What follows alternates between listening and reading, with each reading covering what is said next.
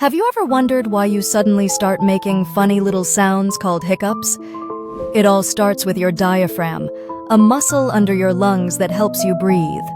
Sometimes, things like eating too fast, drinking fizzy drinks, or even laughing a lot can irritate your diaphragm. When this happens, it spasms or jumps suddenly.